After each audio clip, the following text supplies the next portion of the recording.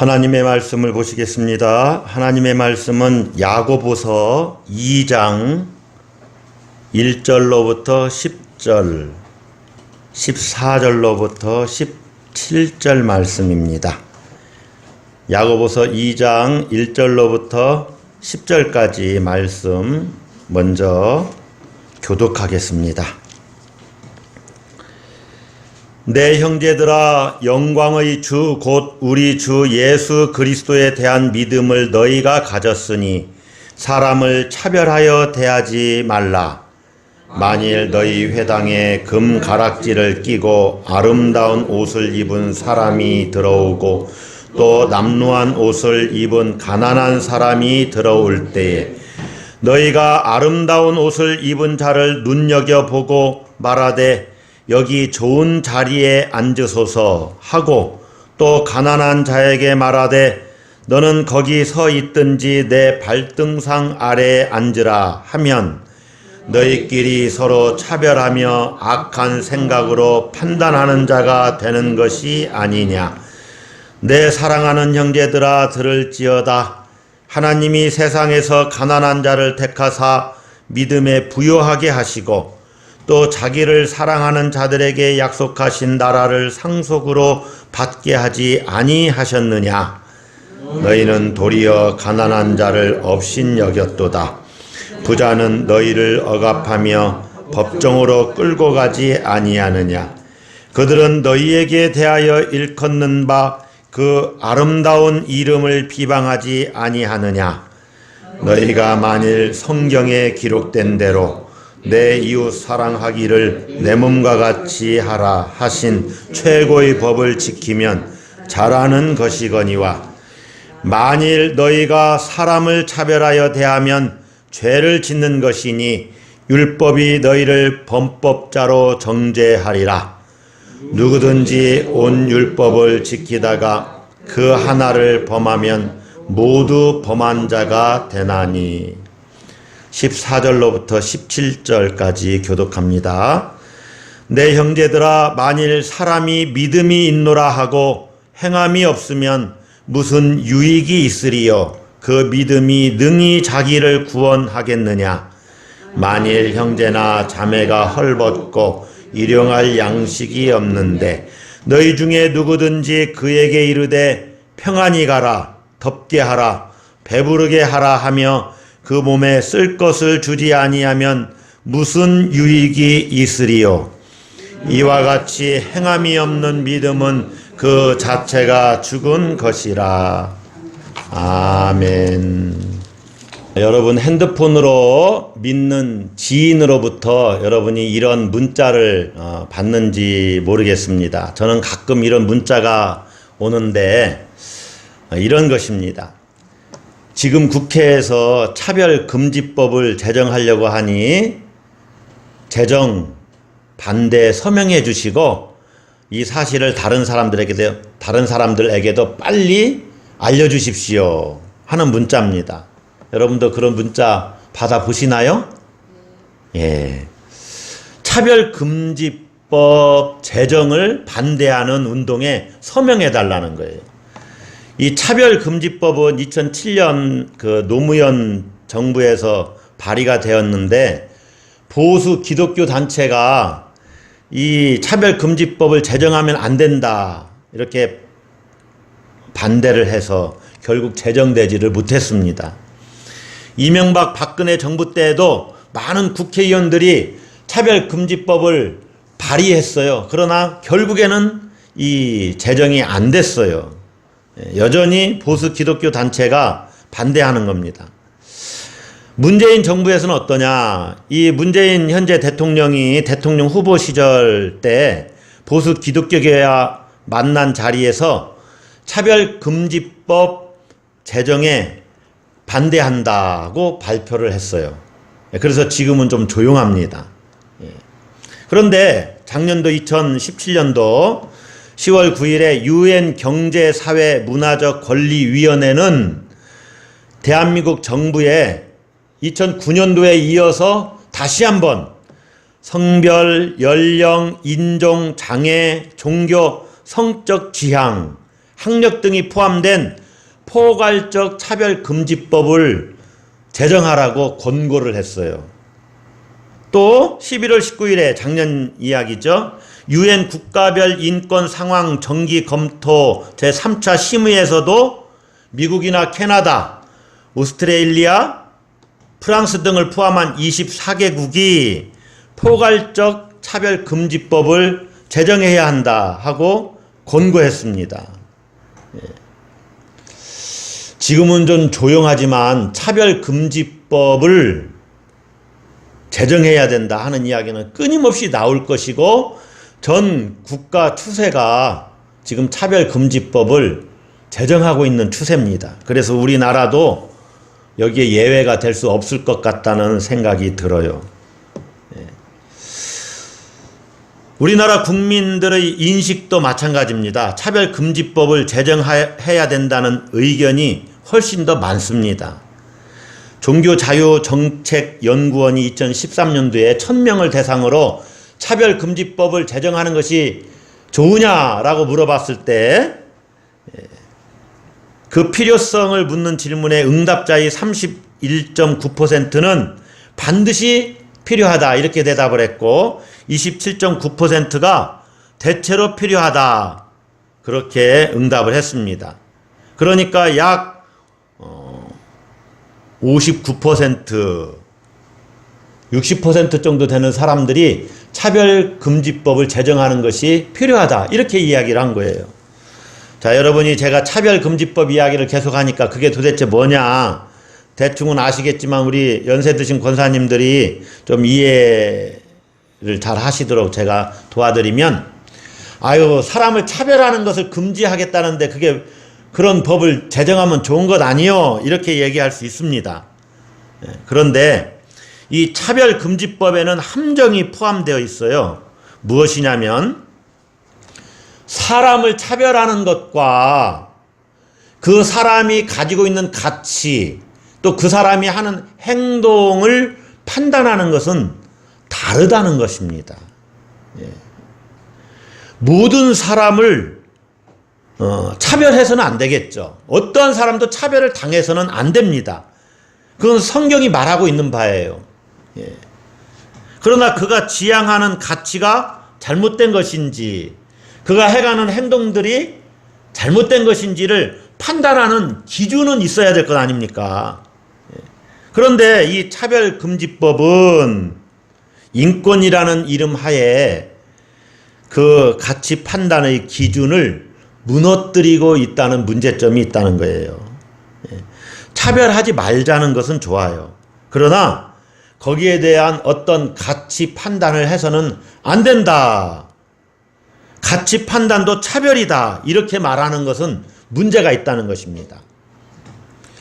예를 들면 이렇게 한번 비유가 적절할지 모르겠지만 이렇게 한번 생각을 해봅시다. 내가 소고기 국밥 장사요. 소고기 국밥.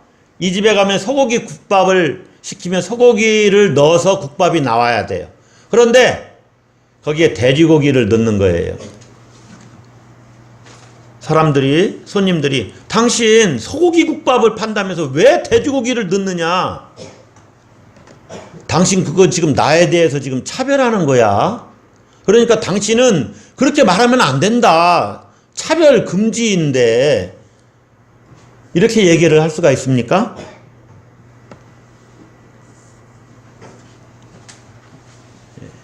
자, 사람을 죽이려고 하는 사람에게 당신 사람을 죽이려고 계획하면 안 된다라고 말하면 당신 그건 지금 나를 차별하는 것이다.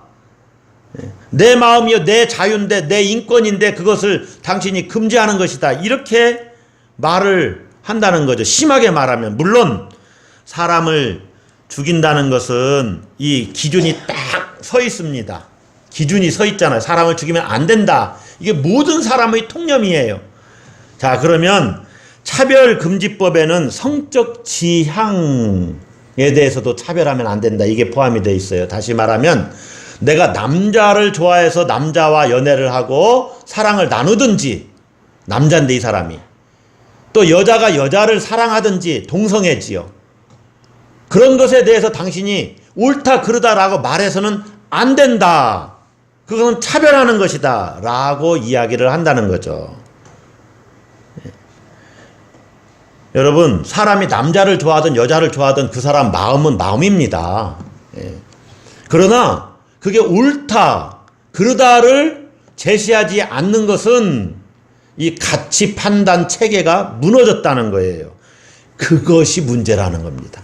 그 사람들을 데리고 믿지 않는 사람들을 가지고 성경의 기준을 가지고 성경의 동성애는 죄라고 했으니까 당신 죄지면 안 된다라고 이렇게 말하는 것은 그 사람들에게는 어떤 이 말에 힘이 실리질 않아요. 그분들은 성경을 믿질 않으니까, 성경이 기준이 아니니까. 그러나 우리가 세상적인 논리를 가지고도 예를 들면은 생물학적인 이유나 또 인류 번영의 문제나 여러 가지 가장 타당한 이유를 동성애를 해서는 안 된다를 제시할 수가 있어야 됩니다. 그래서 기준을 갖고 있어야 돼요. 물론 우리는 교회 안에 있기 때문에 하나님의 말씀이 기준이요, 성경이 기준이죠. 우리는 그런 기준을 갖고 있어요. 그러나 믿지 않는 자들은 그런 기준조차도 가지고 있지 않아요. 그래서 그것이 문제예요. 성적 지향은 자유다. 동성애를 하든 이성 간의 사랑을 하든 그 사람들의 자유다. 그러므로 그 사람들을 차별해서는 안 된다. 이렇게 말할 수 없다는 거죠. 예. 그래서 이 차별금지법이 제정되면은 교회에서도 상당히 이제 제약을 많이 받습니다. 성경에 있는 동성애 이런 문제에 놓고 설교할 때 동성애가 잘못되었다고 말해서 안 된다. 설교해서도 안 된다. 설교하면 이 중에 만약에 동성애자가 있어서 그걸 신고하면 구속될 수도 있어요. 감옥에 갈 수도 있어요. 그런 문제가 거기에 포함되어 있다는 거죠. 여러 가지 다 우리가 그래서 고려해 봐야 됩니다. 상당히 예민한 문제고, 그래서 여러분도 잘 들으셔야 되고 또 저도 말을 잘해야 되는데, 물론 거기에는 이제 이 종교의 자유, 표현의 자유를 가로막아서는 안 되지 않느냐라고 말할 수 있죠. 내 생각에 그것이 잘못됐다라고 나는 말할 수 있는 자유가 있다. 그래서 법은 쉽지가 않습니다. 자, 여러분, 제가 말씀드린 말을 한번 여러분이 깊이 한번 생각을 해보세요. 동성애자가 말입니다. 예를 들어 제가 비유를 그렇게 했는데 장애인이 말입니다. 장애인을 차별하면 안 된다. 이것도 차별금지법에 포함이 되거든요.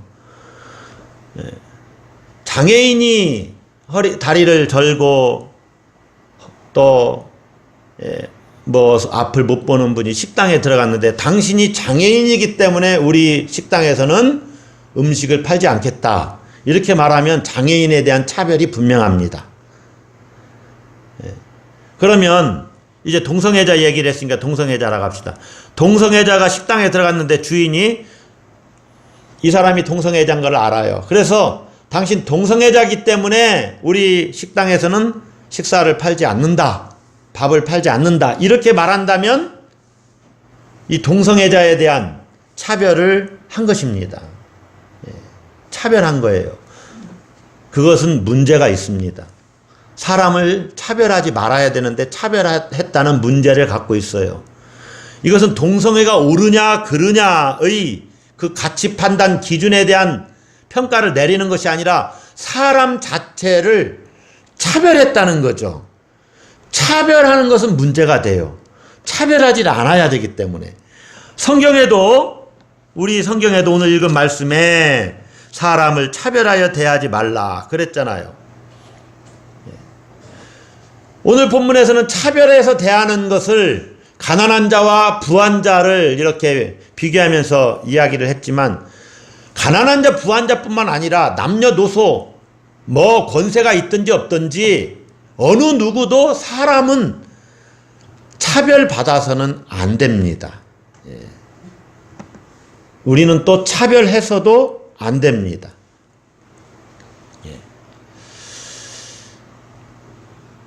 그러나 여러분, 어떤 사람의 가치나 그가 행하는 행동에 대한 판단 기준은 분명히 있어야 합니다.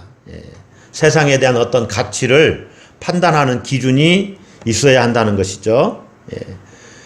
이 차별금지법의 문제는 그러한 가치 체계를 무너뜨리는 방향으로 가고 있기 때문에 그것이 문제가 되는 거예요.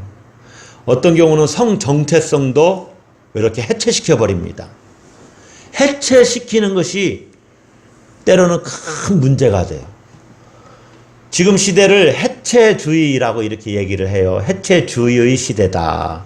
사상적으로 여러분. 모든 것을 해체시켜버려요. 너가 남자냐 여자냐 남자 여자 기준을 해체시켜버립니다.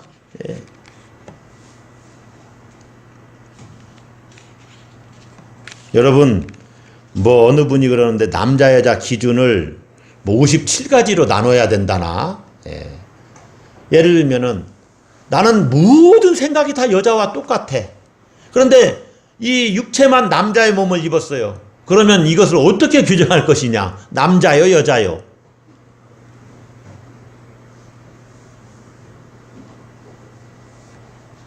그러면 태국의 어떤 남성들은 이 뭐라고 해야 돼요? 여성의 가슴이 있어요. 남자인데 이 남자요 여자요? 요즘에는요 정말로 세상이 참으로 신기한 세상이에요. 이 성 정체성을 해체시키는 거 분명히 문제지 않습니까? 그런데 차별금지법에서 그런 경향이 보이기 때문에 보수단체에서 기독교 보수단체에서 이걸 적극 반대하고 있는 거예요. 차별금지법을 반대한다고 해서 차별을 반대하는 것은 차별을 해도 좋다 이렇게 이야기하는 것은 절대 아니라는 것을 여러분이 기억해야 됩니다. 성경이 분명히 말하고 있죠. 모든 사람을 차별하면 안 된다. 차별하면서 대하지 말라. 여러분 세상 사람들은 그들 나름대로의 기준을 가지고 있어요. 그것이 때로는 기독교적이지 않고 성경적이지 않기 때문에 문제가 되지요. 우리는 세상적인 기준에 대해서 분명한 우리 나름의 기독교 안에서의 기준이 있어야 됩니다. 여러분은 그런 기준에 대해서 얼마나 훈련이 됐는지 오늘은 상당히 기독교적인 가치관을 여러분에게 말씀드리고 있는 겁니다. 옳고 그름을 이야기할 때 그들이 옳다고 여기지 않는 것에 대해서 우리가 기독교적인 가치관을 가지고 옳다고 주장하는 것은 그들에게는 큰 효과가 없어요. 그래서 여러분 기독교적인 가치관이 왜 세상적으로도 옳은지를 설명해야 돼요. 세상적으로도 옳은지를 설명해야 된다. 그러니까 믿지 않는 사람들에게 말할 때는 세상의 논리를 가지고 그들을 설득할 수 있는 기준을 준비해야 돼요. 제가 이 차별금지법이나 동성애에 대한 이야기를 하려는 것은 아니고 오늘 성경이 사람을 차별하여 대하지 말라 이런 얘기를 하다 보니까 그러한 예를 들어서 설명하는 것인데 신앙을 갖는다는 것은 무슨 의미냐면 세상과는 다른 기준으로 세상을 바라보고 세상을 이제 판단하는 새로운 기준이 생겼다는 것입니다. 아멘이십니까? 신앙을 갖는다는 것은 세상을 바라보는 기준이 달라졌다는 거예요. 세상을 판단하는 기준이 세상과 같지 않다는 것입니다. 가장 쉬운 것으로는 이렇게 얘기할 수 있어요. 세상 사람들이 야 돈이면 최고다. 돈이면 못할 게 없어. 뭐 예를 들어서 설명은 하지 않겠습니다. 예를 들어서 돈으로 음식은 살 수 있지만 식욕은 살 수 없다. 뭐 이런 거 설명을 안 하겠어요. 돈으로 그 수면제 약은 살 수 있지만 이 불면증을 해소할 수 있지만 그 잠을 편하게 자는 것은 정말 이게 은혜잖아요, 은혜. 좋은 집을 가질 수 있지만은, 돈으로 좋은 집을 살 수는 있지만 그 집 안에서의 가정의 행복은 돈으로 살 수가 없다. 세상 사람들은 돈이면 다 된다라고 볼 수가 있겠지만 우리는 그렇게 보질 않잖아요. 그래서 기독교 신앙인은 세상이 갖고 있는 행복의 기준을 이렇게 전복시킨 사람들입니다. 뒤집어 엎었어요. 세상이 갖고 있는 가치의 기준을 뒤집은 사람들이에요. 그래서 전혀 다른 세상을 창조해가는 사람들이 바로 기독교인들입니다. 전혀 다른 세상이 어떤 세상입니까? 하나님의 나라지요. 여러분, 오늘 본문은 그래서 사람을 외모로 판단하고 차별하지 말라, 이렇게 우리에게 가르쳐요. 세상은 외모로 판단을 할까요? 안 할까요? 외모로 판단을 합니다. 세상은 외모를 판단을 해요. 외모로 판단을 해요. 이 사람의 인격이 됐는지 안 됐는지는 두 번째 문제예요. 어느 학교를 나왔느냐? 이거 외모요. 경제력이 얼마나 되느냐? 이것도 외모요. 실제로 이렇게 잘생겼느냐 못생겼느냐도 외모요. 권세가 있느냐 권력이 있느냐 집안이 빵빵하느냐, 다 외모지요. 이런 것으로 사람을 평가하고 판단해요. 우리가 2절 3절 한번 봅시다. 2절 같이 있습니다. 만일 너희 회당에 금 가락지를 끼고 아름다운 옷을 입은 사람들이 들어오고 또 남루한 옷을 입은 가난한 사람이 들어올 때에 너희가 아름다운 옷을 입은 자를 눈여겨보고 말하되 여기 좋은 자리에 앉으소서 하고 또 가난한 자에게 말하되 너는 거기 서 있든지 내 발등상 아래 앉으라 하면 너희끼리 서로 차별하며 악한 생각으로 판단하는 자가 되는 것이 아니냐. 가난한 자와 부유한 자가 회당에, 우리식으로 말하면 교회에 들어오는데 가난한 자는 막 무시를 해버려요. 부자는 막, 우리 교회는 특별히 안내위원이 없어도 우리 교인들이 자연스럽게 들어와서 앉으시니까 별 문제가 안 되지만 안내위원이 그렇게 했다고 합시다. 또 우리 교인들은 늘 앉던 자리가 정해져 있으니까 큰 문제가 안 될 수도 있지요. 그러나 교회에서는요, 어떠한 사람도 내 자리라고 주장할 그런 자리가 있는 게 아닙니다. 내 자리가 어디 있어요? 그냥 앉으면 앉는 거죠. 여러분이 늘 거기에 앉기 때문에 거기에 앉는 것이죠. 나는 이렇게 하니까 나는 여기에 앉아야 된다, 이런 건 없어요. 누구나 다 앉을 수가 있어요. 교회 안에서조차 차별해서는 안 되지요. 본문은 분명히 부유한 자와 가난한 자에 대한 차별입니다. 외모로 사람을 판단하는 것이죠. 전형적인 세상의 가치관이 이 교회 안에도 들어오면 안 된다는 것을 바울은 이야기하고 있어요. 여러분 1절에서 말씀하셨죠? 바울이 아니고 야고보서죠. 주의 형제 야고보가 이야기한 겁니다. 내 형제들아, 영광의 주 곧 우리 주 예수 그리스도에 대한 무엇을 너희가 가졌으니? 무엇을 가졌으니? 믿음을 너희가 가졌으니 사람을 차별하여 대하지 말라. 십자가에 달린 예수 그리스도를 영광의 주라고 이야기를 합니다. 십자가에 달린 그리스도를 영광스러운 왕과 주인으로 모신 믿음의 사람들은 이제 십자가에 달린 예수가 세상을 보듯이 그렇게 봐야 된다는 거죠. 그것이 그리스도인의 판단 기준입니다. 하나님은 외모로 사람을 판단하지 않지요. 그런데 예수님은 그러면 외모로 사람을 판단했느냐? 예수님도 외모로 사람을 판단하지 않았어요. 그래서 예수님께 오는 자는 누구든지 예수님이 받아주십니다. 죄인도 받아주시고 창녀도 예수님이 받아주세요. 다 용서해 주셔요. 관용으로 품어주셔요. 비판하고 평가하고 정죄하지 않았어요. 그래서 그 예수님처럼 우리도 그렇게 다른 사람들을 차별 없이 대해야 된다는 것입니다.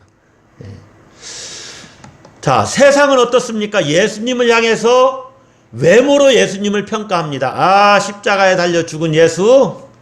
그런 예수가 무슨 구세주가 될 수가 있어? 외모로 사람을 보니까 예수님을 구세주로 믿을 수가 없는 거예요. 우리는 세상이 외모만 보고 멸시한 예수님을 영광스럽게 보는 믿음의 눈을 가진 사람들이에요. 그래서 외모로 사람을 평가하거나 판단하지 말아야 된다는 이야기입니다. 여러분, 하나님의 판단 기준은 또 어떻습니까? 하나님은 세상 기준으로는 전혀 주목받을 것 없는 사람이라도 택하셔서 믿음으로 그를 부유케 하셔요. 오늘 성경이 그렇게 이야기를 하고 있지요. 5절에 보시면 하나님이 세상에서 가난한 자를 택하사 믿음에 부유하게 하시고, 가난한 자도 얼마든지 하나님이 택하시고 믿음으로는 돈이 많은 자보다 더 부유케 될 수 있다는 거예요. 그래서 믿음에 어울리는 약속하신 나라를 상속받게 하십니다. 그러니까 하나님께서 존귀하게 여기신 자들을 우리가 괄시하고, 그가 믿음의 사람이 되었는데 가난하다고 차별하고 괄시하면 되겠습니까? 또 믿지 않는 사람도 마찬가지예요. 가난하다고 차별해서는 안 되는 거죠. 하나님은 모든 사람을 외모로 보지 않으시고 그 마음의 중심을 보시니까. 그래서 존귀하게 여기신 자들을 괄시하고 하나님의 그 아름다운 이름을 비방하는 압제자의 편에 서는 것은 하나님께서도 결코 용납하지를 않으신다는 것입니다. 한 가지 여러분에게 이렇게 말씀드릴 때는 꼭 우리가 조심해야 되는 거 있어요. 세상은 외모로 판단하기 때문에 세상의 판단 기준은 외모입니다. 외모. 그래서 여러분, 우리는 우리 스스로의 외모에도 좀 신경을 써야 돼요. 이 옷 입고 다니는 것 뿐만 아니라 아까도 말씀드렸듯이 경제력, 학력, 또 우리 가정, 이런 것들을 우리가 잘 갖출 필요는 있어요. 물론 그렇게 하는 것이 뭐 하나님의 능력을 나타낸다, 꼭 이렇게 말할 수 있는 것은 아닙니다. 그러나 하나님을 믿으니 우리가 실력을 갖추지 않아도 된다, 이렇게 말할 수는 없다는 거죠. 세상은 외모를 보기 때문에 내가 외모를 세상이 비난하지 않도록 잘 갖추는 것은 중요합니다. 그런데 누구는 잘 갖추고 싶지 않아서 그렇습니까? 해도 잘 안 되는 경우는 어떡합니까? 그럴 때는요, 또 하나님 안에서 하나님 제가 부족하지만 하면서 자기를 스스로 긍정하고, 또 하나님이 함께 하시면 나는 부족하지만 이 세상에 또 영향력을 발휘할 수가 있지요.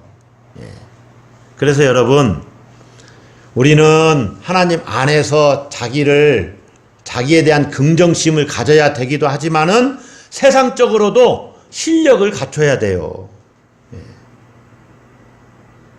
그래야 세상이 우리를 무시하지 않습니다. 또 세상에서 영향력을 발휘하기가 좋은 조건을 갖게 됩니다. 물론 좋은 조건이 없다고 해서 영향력을 발휘 못하는 것은 또 아니에요. 하나님이 역사하시면 얼마든지 또 영향력을 발휘하기도 해요.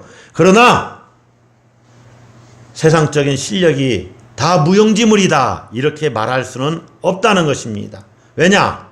세상은 외모로 사람을 판단하니까.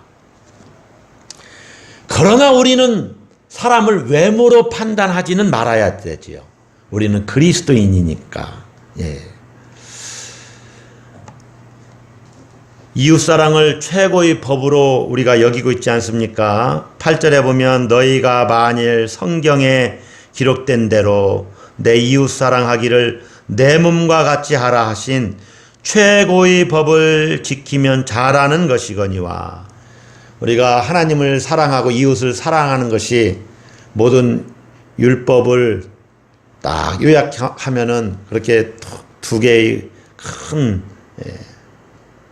강령이 되는데, 하나님 사랑이 우리가 그것을 실천하는 것이 이웃사랑으로 나타나죠. 그러니까 최고의 법인데, 9절에 한번 봅시다. 9절은 다 같이 읽습니다. 시작.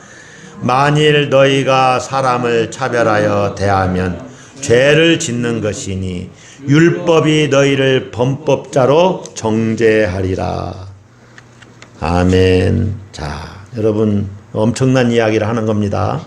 사람을 차별하면 죄를 범하는 것이다. 자, 죄를 지은 자는 율법을 범한 것이잖아요. 율법을 범한 자는 정죄받아야 돼요. 심판받아야 됩니다. 그러니까 여러분, 사람을 차별하여 대하는 것이 얼마나 무서운 죄를 짓는지를 여러분이 아셔야 됩니다. 자, 사람을 차별해서 대한 것은 죄 질은 똑같아요. 큰 범죄를 지은 것이나. 왜냐하면 10절에 보면 누구든지 온 율법을 지키다가 사람을 차별했다고 하는 그 죄, 그 하나를 범하면 모두 범한 자가 된다. 죄 하나만 범해도 율법을 범했잖아요. 가짜 휘발유 아시죠? 95%는 진짜 휘발유고 5%가 가짜라도 우리는 그것을 뭐라고 그래요? 무슨 휘발유라고 그래요? 가짜 휘발유라고 하잖아요. 마찬가지예요. 율법을 잘 지키다가 하나라도 범죄하면, 죄를 지으면, 율법을 못 지키면 범죄한 거잖아요. 범죄한 자는 하나님 나라에 이를 수가 없습니다. 그래서 13절을 한번 보세요. 13절. 긍휼을 행하지 아니하는 자에게는 긍휼 없는 심판이 있으리라. 긍휼은 심판을 이기고 자랑하느니라. 무슨 얘기입니까?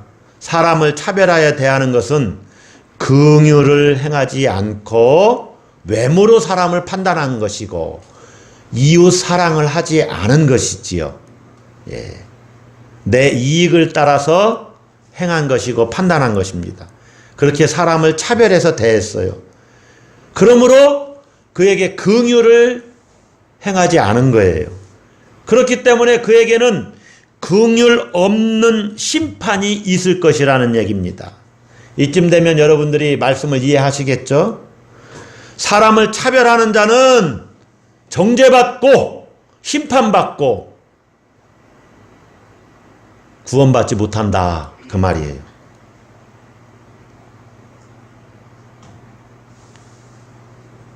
사람을 차별하지 않는 자, 다시 말하면 긍휼히 여기는 이웃사랑을 실천한 자는 반대로 말하면 심판의 날에 그렇기 때문에 주님의 자비를 얻게 된다는 것입니다. 구원받게 된다는 거예요. 여러분이 여기까지 말씀을 들으니까 이렇게 묻고 싶지요. 아이, 목사님, 믿음으로 구원받는다고 하시더니 뭐 좀 사람을 차별했다고 해서 심판을 받는다는 것이 말이 됩니까? 자, 1절에서 분명히 주의 형제 야고보가 말씀을 했지요. 다시 한번 1절로 돌아가서 보십시다. 내 형제들아, 영광의 주 곧 우리 주 예수 그리스도에 대한 무엇을 너희가 가졌으니? 믿음을 가졌으니 사람을 차별하여 대하지 말라. 믿음을 가진 자는 절대로 사람을 차별해서 대하면 안 된다는 거예요. 반대로 바꿔서 말하면 사람을 차별해서 대하는 자들은 믿음이 있는 자요, 없는 자요? 없는 자라는 얘기예요. 믿음이 없는 자는 구원을 받아요, 못 받아요? 못 받아요. 왜 대답을 현찮게 하세요? 믿음이 없는 자는 구원을 받지 못해요. 그래서 14절부터 17절까지 또 설명을 해요. 믿음 가진 자는 사람을 차별하여 대하지 않아야 되는데 믿음이 없는 자니까 사람을 차별해 대한다. 자, 그래서 14절에 봅시다. 내 형제들아, 만일 사람이 믿음이 있노라 하고 행함이 없으면 무슨 유익이 있으리요? 그 믿음이 능히 자기를 구원하겠느냐? 그리고 15, 16절에서는 우리가 읽었지만 그런 얘기죠. 형제나 자매가 헐벗고 일용할 양식이 없는데 너 가서 밥을 사 먹어. 너 배부르게 해. 이렇게 말만 하고 그에게 쓸 것을 주지 않으면 그가 무슨 행함이 있는 믿음이냐 그 얘기를 하는 거예요. 그리고 17절 봅시다. 다 같이 읽습니다. 이와 같이 행함이 없는 믿음은 그 자체가 죽은 것이라. 아멘을 하셔야 돼요. 이 말씀을 사람을 외모로 보고 차별하는 것에 적용하면 이런 것입니다. 사람을 외모로 행함이 없는 자이기 때문에 자신이 믿음이 있다고 말하지만 행함이 없는 믿음이기 때문에 그 믿음이 어찌 그 사람을 구원할 수 있겠느냐 하는 얘기입니다. 행함이 없는 믿음은 죽은 믿음이니까 죽은 믿음으로는 자기를 구원할 수가 없죠.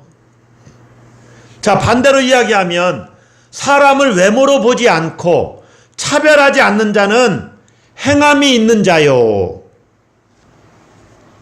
행함이 있는 믿음이 진정한 믿음이니까, 진정한 믿음이 있는 사람이니까 그 믿음이 자기를 구원하게 된다는 거예요. 할렐루야. 여러분, 다른 모든 말씀이 다 마찬가지예요. 사실은 지금은 차별의 문제를 주의 형제 야고보가 이야기를 해서 초대교회 지도자였잖아요. 그 야고보가 해서 차별의 문제를 여러분에게 말씀하고 있지만 믿음은 행함으로 증명이 되는 것입니다. 믿음이 있는 사람은 그래서 행함이 따릅니다. 믿음이 있는 사람은 자기 행함의 문제를 놓고 고민해요. 잘못 행한 것에 대해서 고민하고 그 문제를 가지고 씨름을 해요. 왜냐? 믿음이 있기 때문에. 그래서 예수 그리스도를 믿는 믿음은 행함을 내포해요. 믿음 따로 행함 따로가 아니다 그 말이에요. 나는 믿음이 있다고 했는데 내 행함이 따르지 못했으면 그것 때문에 괴로워하고 슬퍼하는 거예요. 그게 믿음이 있다는 증거지요. 그리고 다음에는 그렇게 하지 않으려고 노력합니다. 믿음이 있기 때문에. 그래서 점점 행함에 변화가 일어나는 거예요. 믿음 있는 사람은 그래서 사람을 외모로 취하지 아니하고 차별하지 않아야 됩니다. 할렐루야. 사람을 외모로 보고 차별하지 않습니다. 이제 말씀을 정리하겠어요. 여러분, 예수 그리스도를 믿습니까?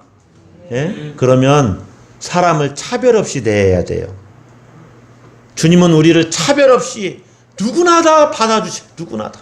어린아이도, 노인도, 병든 자도, 심지어 아주 우리가 볼 때는 세상적으로 큰 죄를 지은 사람도 주님께 가기만 하면 주님은 차별 없이 받아주십니다. 성경은 우리가 행한 대로 거둘 것이라고 이야기를 하지요. 하나님의 기준을 따라서 사랑과 긍휼의 원리로 내 이웃을 대하면 나도 하나님께 그런 판단을 받을 것이요. 그 반대도 그렇게 될 것이라고 말씀합니다. 사랑과 긍휼의 원리로 대하지 않으면 하나님께서도 나를 그렇게 대하신다는 거예요. 왜냐하면 내가 믿음의 사람이 아니라는 증거이기 때문에.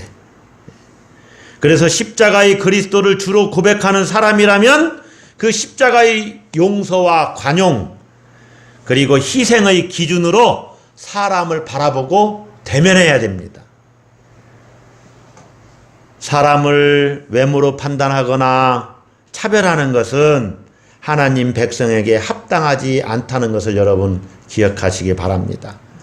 우리는 영광의 주님, 바로 세상 사람들이 멸시하는 그 십자가에 달린 예수 그리스도를 믿는 그러한 믿음을 가진 사람들입니다.